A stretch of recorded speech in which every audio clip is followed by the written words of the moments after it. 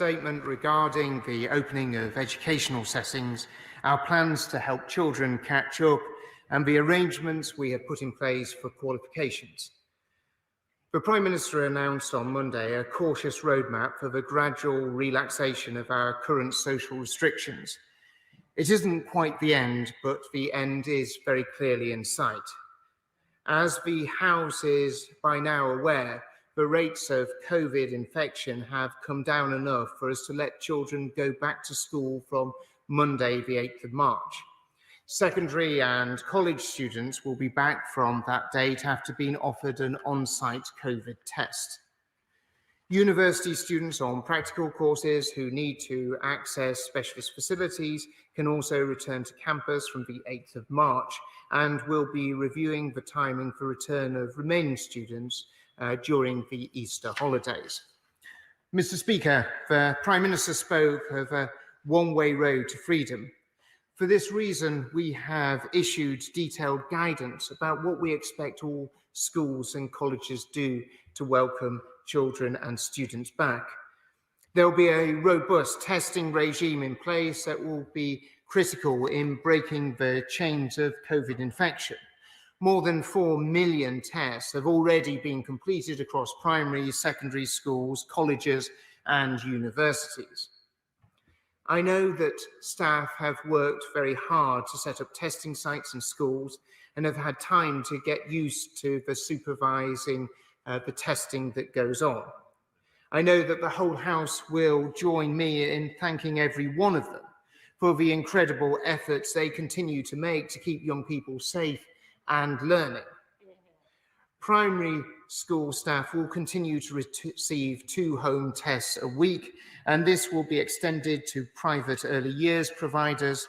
Secondary school and college students will be offered 3 tests in school and college when they return over the first 2 weeks, to be undertaken 3 to 5 days apart.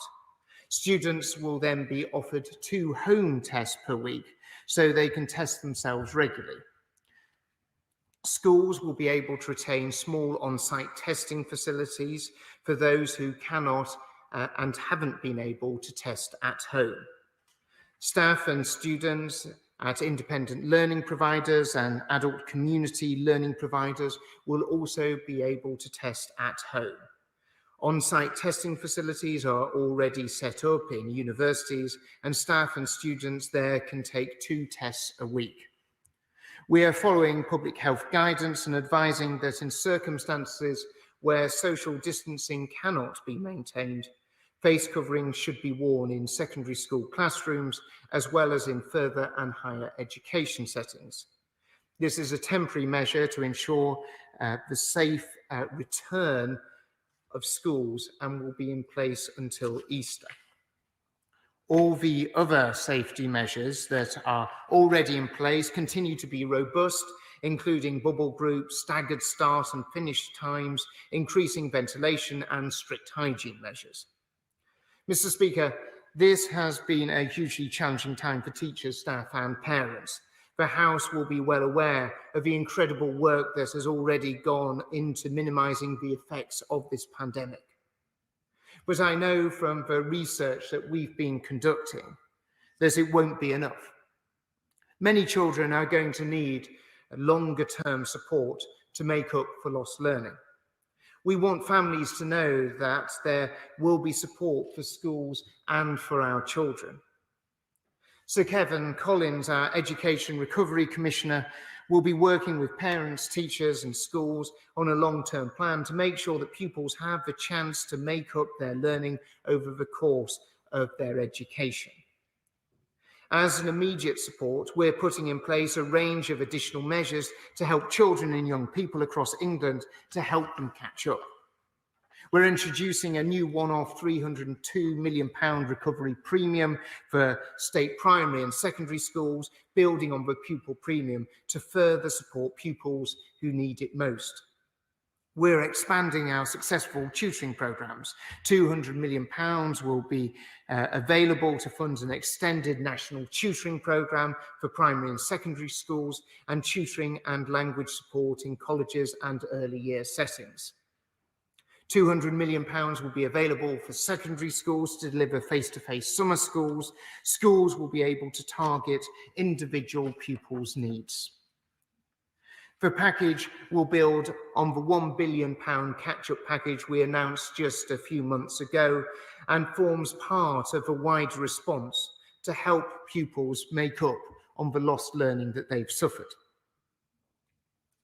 Mr. Speaker, I would like to update the House on the next steps after we decided that GCSEs, AS and A-level exams and many vocational and technical qualifications could not go ahead as planned this summer. In January, we launched a joint consultation with Ofqual on the best way to do this, so that the results for the 2021 are as robust and as fair as possible. I'm very glad to say that we got more than 100,000 responses from students, parents, teachers, school leaders and other stakeholders as part of that consultation, and we've considered all of them very carefully. I'd like to assure honourable and right honourable colleagues that there was widespread support for the approach that we are taking.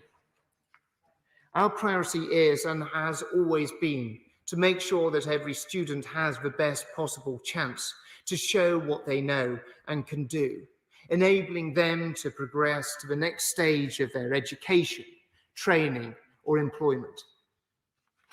The most important thing that we can do is to make sure that the system is fair, that it is fair to every student. It is vital that they have confidence that they will get the grade that is a true and just reflection of their work.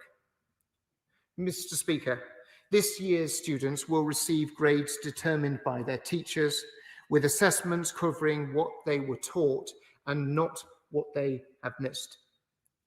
Teachers have a good understanding of their students' performance and how they compare to other students this year and from those from previous years. Teachers can choose a range of evidence to underpin their assessments, including coursework, in-class tests set by the school, and the use of optional questions provided by exam boards and mock exams. And we will, of course, give guidance on how best to do this fairly and also consistently. Exam boards will be issuing grade descriptions to help teachers make sure their assessments are fair and consistent. These will be broadly pegged to performance standards from previous years, so teachers and students are clear what is expected at each grade. By doing this, combined with a rigorous quality assurance process, are just two of the ways this system will ensure grades are fair and consistent. Quality assurance by the exam boards will provide a meaningful check in the system and make sure that we can root out malpractice. We will also set out a full and fair appeals system. It will provide a process to enable students to appeal their grades should they believe their grade is wrong. Mr. Speaker, I can confirm that no algorithm will be used for this process. Grades will be awarded on the basis of teachers' judgment and will only ever be changed by human intervention. There must, of course, be as much fairness and rigour applied to vocational and technical qualifications as there is to general qualifications as well. For those qualifications most similar to GCSEs, AS and A-levels, which enable people to progress on to further and higher education, external exams will not go ahead, and results will be awarded through similar arrangements as set out for GCSEs and A-levels. Where students are taking VTQs to go straight into a job, exams and assessments should take place in line with public health measures. This is so that students can demonstrate the occupational or professional standards they need to enter the workplace safely. Mr. Speaker, all our children and young people have paid a considerable price for the disruption of the past year. It has knocked their learning off track, it has put their friendships to one side, and it has put some of the wonder of growing up on hold.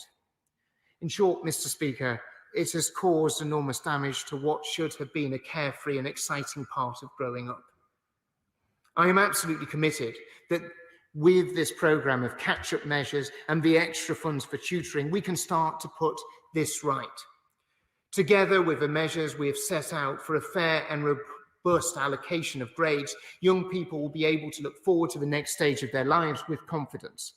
Our approach in the face of the worst disruption to education since the Second World War has been to protect the progress of pupils and students. Ultimately, this summer's assessments will ensure fair routes to the next stages of education or the start of their career. That is our overall aim. Mr. Speaker, in summing up, I am sure you would agree with my assessment that as a nation, we have perhaps never valued education as much as we do today, and I commend this statement to the House. I now call Shadow Secretary of State Kate Green.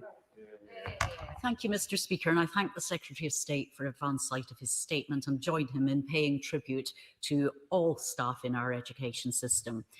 On these benches, we want to see every pupil safely back in class where they can be with their friends, their teachers, and get the structure and stability they need. It's not enough, though, simply to say schools will reopen. There must be a credible plan that will not only enable schools to open fully in March, but will keep them open. And the Secretary of State has failed to use the period when most pupils were not in school to put the necessary measures in place. In January, he said he wanted school staff to be in the next wave of vaccinations. So why has there still been no commitment from the government to prioritise school staff? Does he no longer believe they should be a priority? Many schools have lost income or face higher costs because of the pandemic. Why has he failed to review the funding? One way to reduce transmission of coronavirus is to allow schools to teach on a rota basis. Labour, school leaders and teachers have all asked him to consider this. He has refused. Why? Ventilation has an important role to play in reducing transmission indoors. Will he update his department's guidance to ensure it's clear, robust and specific enough for all schools to implement it effectively? Can you tell me why, months after Labour has called for it, he's not made any progress in providing Nightingale classrooms so more pupils can study in smaller groups? It's welcome that he has finally caught up on Labour's call to expand the wearing of masks in schools, but why is this measure only temporary? I worry that in taking one small step in the right direction while leaving a great many other issues unaddressed, he is failing to do all that can be done to keep schools open, and failing to work with, not against, school staff and their unions. This year's exams were cancelled 52 days ago. For 7 weeks, pupils, parents and staff have faced damaging and utterly unnecessary uncertainty. The Secretary of State could have avoided that by listening to Labour and putting a Plan B in place months ago, but instead he was once again slow to act, with millions of young people paying the price. Now he claims to have solved the problem, but guidance from exam boards won't be available until the end of the spring term, meaning more weeks of anxiety for young people and their teachers.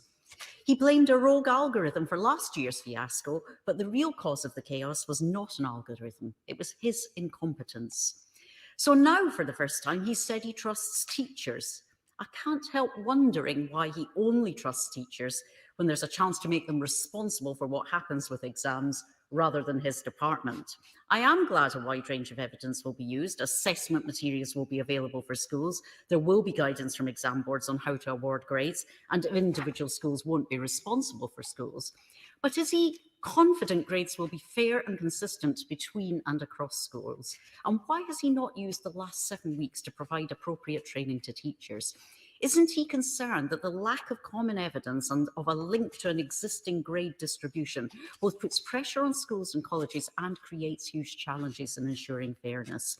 And finally, on assessments, can he update the House on functional skills and end-of-point assessments?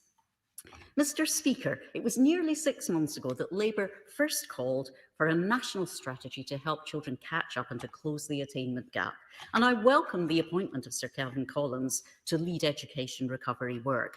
I hope this means the Secretary of State is breaking from the great Conservative tradition of only finding work for friends and donors.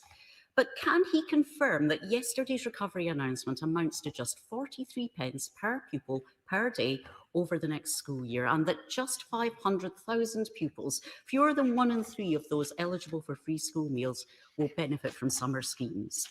Can you tell me why there was no mention whatsoever of the hardworking staff who deliver this summer support, why there's no specific support for children's mental health and well-being, and why there's only limited support for college students? Mr. Speaker, this has been a very challenging year for children, for parents, for education staff, made more challenging by the government's incompetence. With schools set to open their doors to more pupils in a matter of weeks, there is a final chance to put things right. The Secretary of State must do so. Secretary of State. Well, I thank the Honourable Lady for her question. So she raises the question of vaccinations for student staff, and she was seen in the roadmap that the Prime Minister launched just on Monday, Mr. Speaker, about setting out the commission for the JCVI to look at the two strands. Firstly, those people who are most vulnerable from sadly being either hospitalised or sadly passing away as a result of catching COVID virus, making sure that that's one of the strands as to who needs to be vaccinated out of those groups, but also out of those jobs and professions, not just teachers, but also transport workers, supermarket staff, and so many others who do an amazing job in public-facing roles, and what are the needs of those workforces as well. I don't want to be in a position where I try and preempt the independent work of JCVI, but obviously we look forward to that, seeing what that says. In terms of the Honourable Lady's suggestion of that we're moving to rotas, it's not a route that we want to go down, to moving to rotas. We do want to have, on this side of the household, children back into full-time education. We think that's the best place for children to be in schools. We think it's important for them to be having full-time education in the classroom, Mr. Speaker. But this is why when we had in a situation where we were able to welcome all children back, we felt that it was better to be able to welcome all children back into the classroom every day of every week. But as the Honourable Lady briefly touched on, is testing. Testing is going to be a very important part of, keeping classrooms COVID-free. The rollout of testing that has already been happening over the last 7 weeks has been incredibly successful. We've had some of the highest rates of uptake in terms of testing, Mr. Speaker, of any workforce area and in any, any individual setting, because actually, probably not unsurprisingly, schools have readily adapted to this testing regime. So far, out of all the asymptomatic testing stations that we're hoping to get set up across schools and colleges and special schools, 97% of those settings have set up asymptomatic testing centres. Obviously, there's 3% that we're targeting resources and focus on to ensure that they are ready to do testing for welcoming children back on the 8th. But testing is important for keeping COVID out of the classroom. In terms of exams, I note a comment. We will, working with the exam boards, do everything we can do to ensure there's the absolute maximum amount of guidance, training and support for all teachers in terms of giving the grades out and making the assessment for what is the correct grade. And we've been working closely with the exam boards to ensure that this is done swiftly to support teachers. And I know that they will be offering a broad range of support to all teachers and schools in terms of making sure that teacher assessed grades are done fairly right across the system. And the Honourable Lady makes an important point about as much consistency as possible in terms of awarding of grades. And this is why we've been doing work with exam boards to ensure that there is random sampling across schools and colleges across the country, both state schools and private schools, as well as making sure that there's systems in place where there are clear anomalies and there's uncertainty about it, that there are proper checks in place to ensure that there is no malpractice within the system. Let's head to the chair of the Select Committee, Robert Halford. Robert.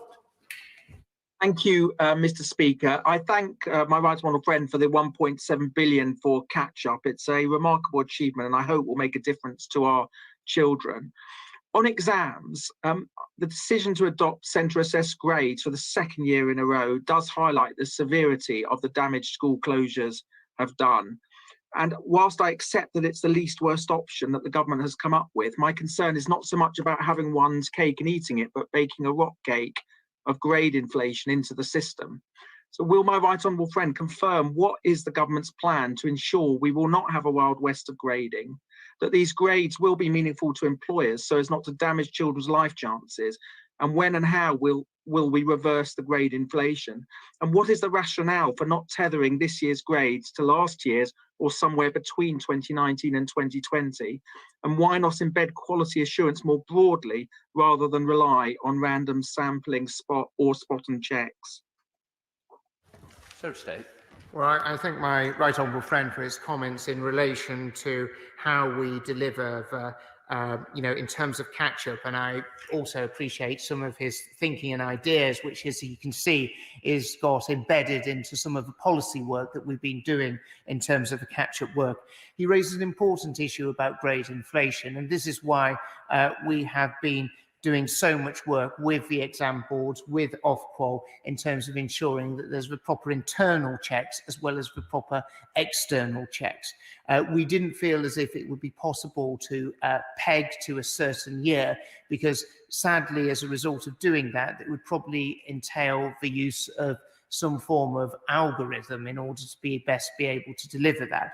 This is why we've put a much greater emphasis on those internal and external quality assurance checks that we'll be working with the exam boards and schools to ensure there is consistency. But in the future, he raises the important point, the best form of assessment, as I know my honourable friend also believes, is examination. And we do want to be moving back into a position to be bringing exams back, as it is ultimately the fairest and most equal way of doing assessment of all young people. I said to the West Midlands with Steve McCabe. Steve. Mr. Speaker, does the Secretary of State plan to issue specific guidance on how factors such as number of rooms at a child's home, number of siblings sharing that home, and level of access to IT equipment will be taken into account when assessing? Otherwise, how can any pandemic grades be judged as equitable? Sir State. Well, we believe, Mr. Speaker, that the people who will, when you're not in a position to be able to run exams, the best way of making the assessment as to the work and the progress that that child has made is to be done by a teacher, and the teacher's assessment and judgment is the best one to be guided by. Remaining in the West Midlands with Mike Wood. Mike Wood. Me, the Education Secretary, married into a teaching family, and I know that he'll join me in recognising the phenomenal work done by teachers and school staff in Dudley South throughout this pandemic. But there are different messages coming from medical professionals to those coming from teaching unions about the risk of teachers and other staff being infected if they return to the classroom. What scientific evidence is my right honourable friend able to share regarding the level of risk that teachers are at relative to the wider population? Well, I'd very much like to join my honourable friend and neighbour in paying tribute to the amazing work of teachers, not just in Dudley South, but right across the country, for work that they and support staff have been doing, keeping the doors of schools opening, welcoming the children of critical workers and vulnerable children all the way through this pandemic, and also delivering brilliant online learning and remote education for so many of our children. My honourable friend raises a really important point. When Chris Whitty Professor Chris Whitty stands at the podium and makes it clear about the need for children to be able to return to school, I think this is an incredibly powerful approach, and something that I think the British people will listen to. And of course, parents, teachers, children, and all staff in schools will take real confidence from. And, you know, there is incredibly an enormous amount of evidence to show what a safe place that schools are. I point to the evidence that was produced and the data that was produced as part of a roadmap that was released on Monday, but also the further information that we as a department released as part of the guidance that we also set out on Monday, making it clear about how important it is for children to be back in school, enjoying their education, but this is a safe environment for them to be learning in. Let's head to the North East with Emma Llewellyn-Burke. Thank you very much, Mr. Speaker. Contrary to what the Secretary of State has just said, the scientific consensus tells us that we need to wait for cases to be extremely low and have a phased return of children into schools. Yet the Education Secretary is sending 10 million children back into classrooms en masse. Staff have contacted me scared for their health and for their pupils' health, worried that the government haven't put in place measures needed to make our schools safe. If he was on top of his brief and engaging with the profession, he would have used his time this morning to allay their fears. Will he take that opportunity now? Well, thank you, Madam Deputy Speaker. And it's disappointing that the Honourable Member for South Shields sort of really does sort of show off instinctive reaction of many people in her party that they don't want children to be going back to school. And that is certainly not the case on this side of the House. And we have put out very clearly a system of controls working with Public Health England. This is why we have taken the difficult decision to introduce COVID testing, not just for staff at primary schools, but for the staff and also all the children in secondary schools and colleges, making sure that we keep classrooms COVID-free, making sure that the system of controls there, working with Public Health England, are robust and strong to keep our children safe, to keep our workforce safe, and to keep our families and communities safe as well. Videoing to Peter Aldous. Thank you very much, Madam Deputy Speaker. I welcome my honourable friend, the Secretary of State's statement. Further education colleges like East Coast College are preparing for and will arrange a return as from 8th March, though organising free tests on site during that week for 5,000 students and 650 members of staff before moving to home testing will present a significant logistical challenge. I'll be most grateful if my right honourable friend can confirm that his department will work with colleges in a collaborative and flexible way to address this and any other obstacles that may arise. Secretary of State. We absolutely will be working with both colleges and schools in order to support them, and we're putting not just the equipment at their disposal, but also financial resources as well for them to be able to roll out this massive testing program. But colleges will have 2 weeks in order to be able to conduct those 3 tests. And also we've given colleges and schools with flexibility to allow students and children to come into college and school prior to the 8th of March in order to be able to take the tests before the official start of school reopening on the 8th of March. Number 7 withdrawn. So Robbie Moore. Thank you, Madam Deputy Speaker. And it's great to hear that all schools and all year groups will be returning on the 8th of March. Teachers across Keighley and Ilkley have been working exceptionally hard over the past months to ensure that children's learning has remained as unaffected as possible and deserve all our thanks and support moving forward. But some schools in my constituency are raising concerns about the rollout and logistics of testing for students. So may I ask that my right honourable friend does all he can to provide the support for those schools going forward? Secretary of State. My honourable friend is absolutely right to highlight this point. This is why we put a substantial financial package and support be available to schools if they need to bring in extra resources in order to be able to roll out that testing programme. This is why we have the for 1 week period, starting from the 8th of March, where they can be bringing in those year groups so they can get tested and straight back into class, but also giving them the flexibility to enable students to be able to come in earlier than the 8th of March if they wish to do so, so that they're able to get tested prior to the official start of a new term. Munira Wilson. Thank you very much, Madam Deputy Speaker. The pandemic restrictions have caused much damage to our children and young people across the country. The Secretary of State has made bold assertions in the last 24 hours that no child's life shall be blighted, and he says, we've never valued education as much as we do today. Yet his spending commitment to children's recovery is the equivalent of between 3% and 4% of the annual schools budget. Compare that to the spending on the discredited test and trace system, which is almost half the annual schools budget. Why is he not more ambitious for our children and putting forward a more generous, longer-term package that focuses on their well-being and their emotional as well as educational recovery? Thank you, Madam Speaker.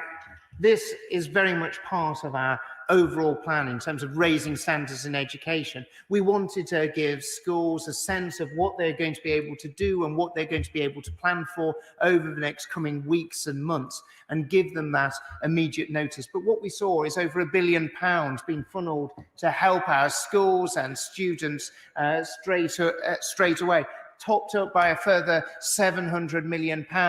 And as I said, our ambitions do not stop there, Madam Deputy Speaker. We want to go much further, making sure that we deliver the reform and change that is so crucial to making sure that children get the very best in everything they do get in terms of education, making sure it's focused on them. And that is what we're going to be delivering, not just over the coming months, but also over the coming years.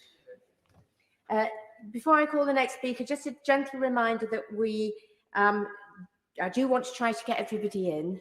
So I would ask the questioners to be brief and obviously the answers as well. We now go to Sir Robert Neal. Thank you, Madam Deputy Speaker. About 7% of children in England go to fee-paying schools. Their pupils face pressures in learning at home. Many of their parents have had incomes severely impacted by the consequences of the pandemic. Can my right honourable friend tell me what discussions has he had and what guidance does he propose to give to that private sector to see what can be done to ensure that children there also benefit from appropriate catch-up provision and roll good practice to that effect? Secretary of State. Well, I thank my right honourable friend for his question, and it's important that we do everything we can do to help all children right across the country. This is why the guidance and the evidence, especially working with the Education Endowment Foundation, is freely available and there to support all schools, whether they're state schools or whether they're private schools. And we'll always make sure that evidence, information, and very best guidance and best practice is available for schools, available in the private sector as well as the state sector. We now go to Rebecca Long-Bailey.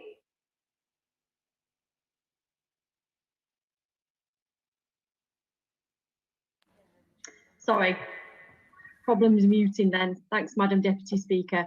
We've seen a roadmap back to education done on the back of an envelope. And today, only weeks from exam season, it appears detailed exam guidance won't be available until the end of the spring term.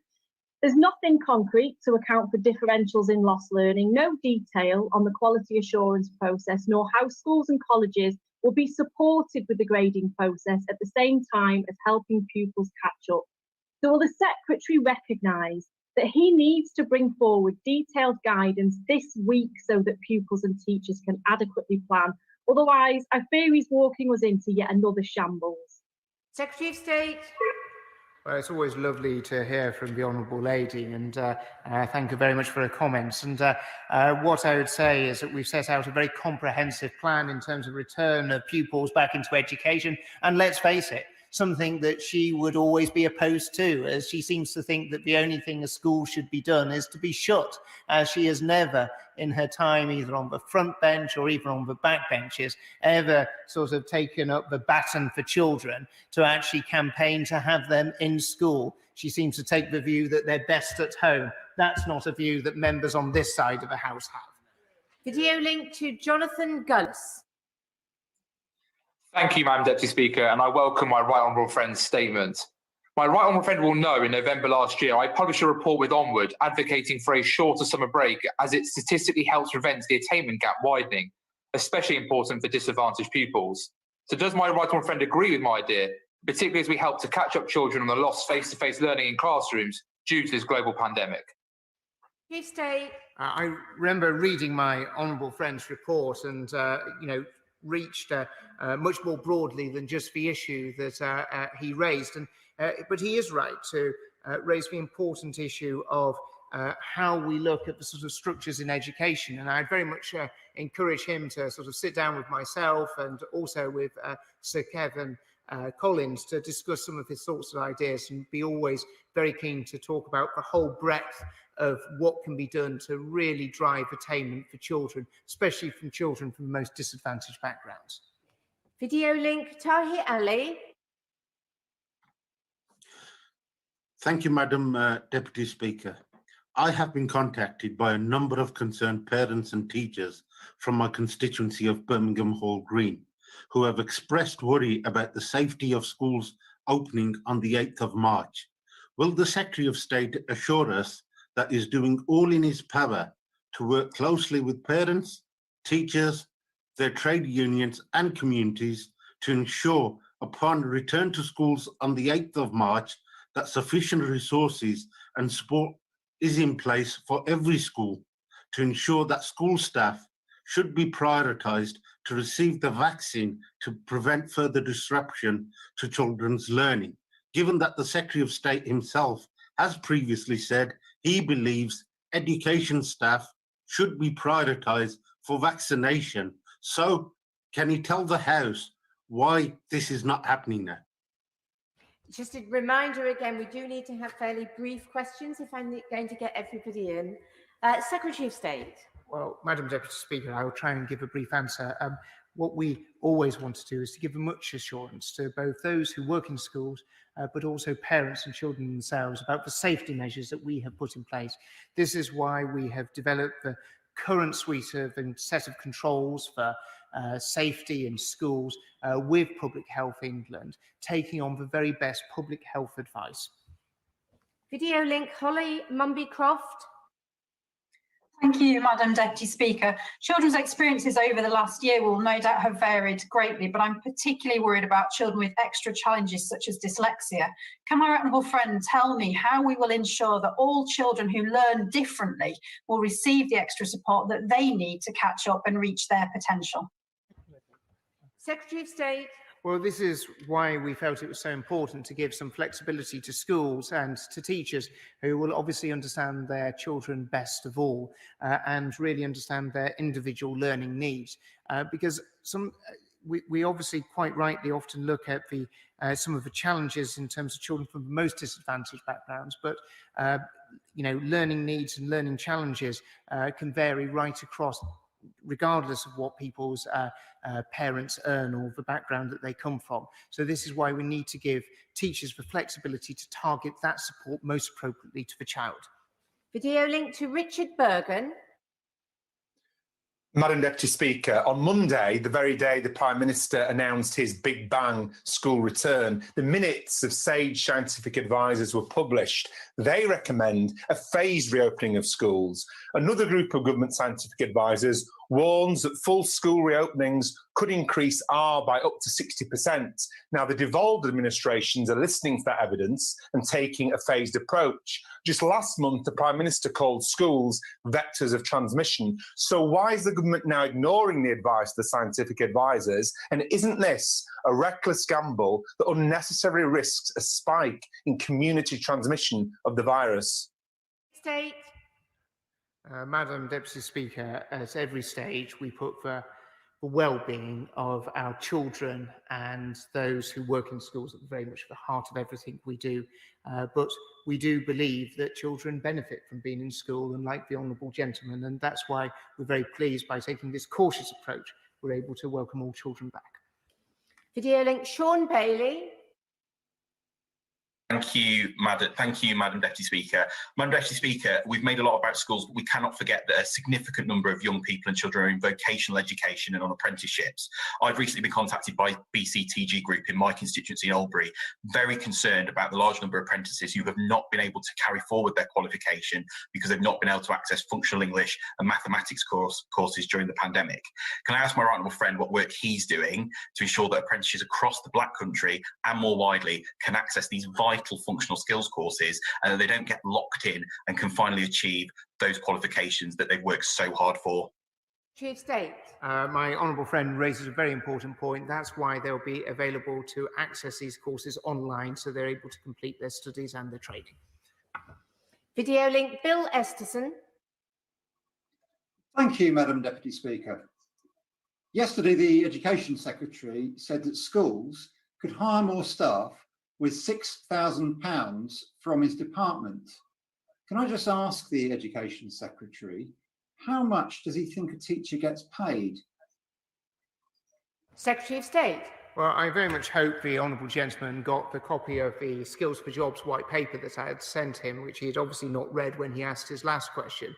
And if the honourable gentleman will also be aware that I'm fully aware that teachers are not paid £6,000. Thankfully, as a result of this government's interventions, you know, starting salaries for teachers are going to be hitting £30,000 a year for newly qualified teachers very, very shortly.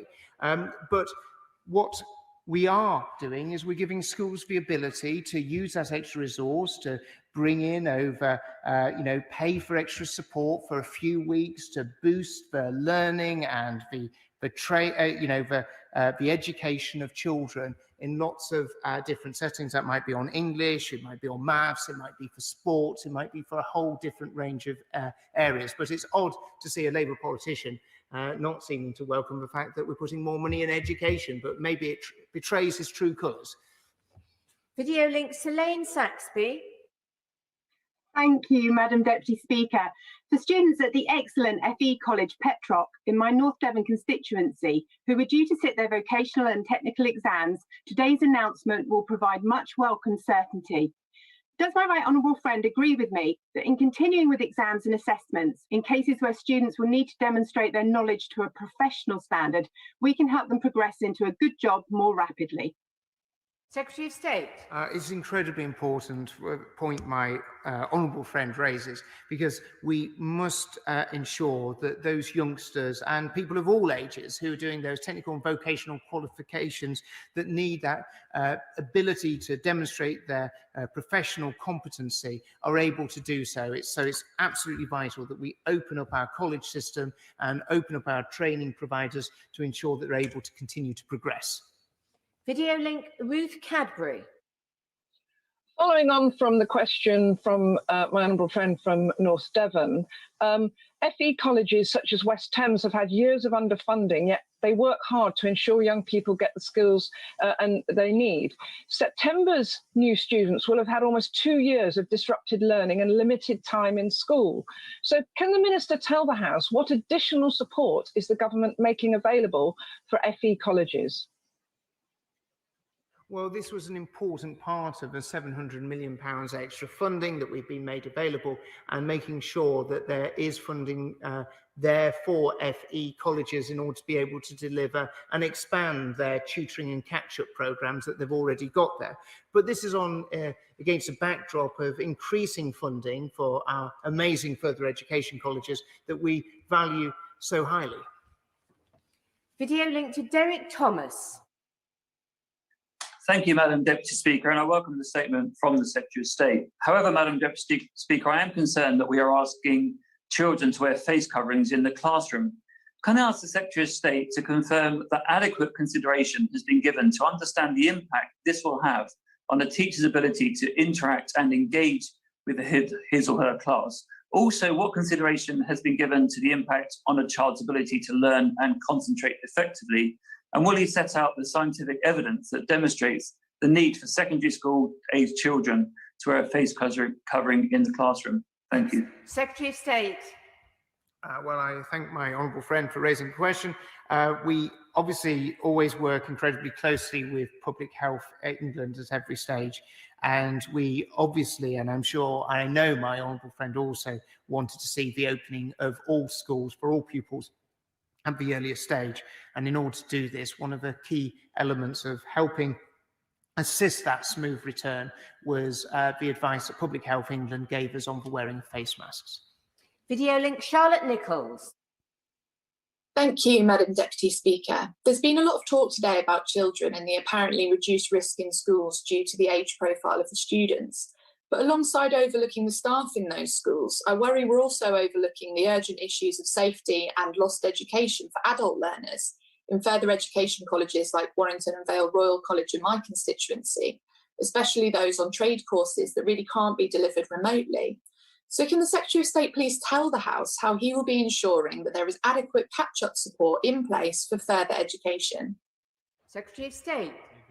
Well, I'd just like to refer to my question and my answer to the honourable member for Brentwood and Ellsworth in terms of extra support that's been made available to further education colleges.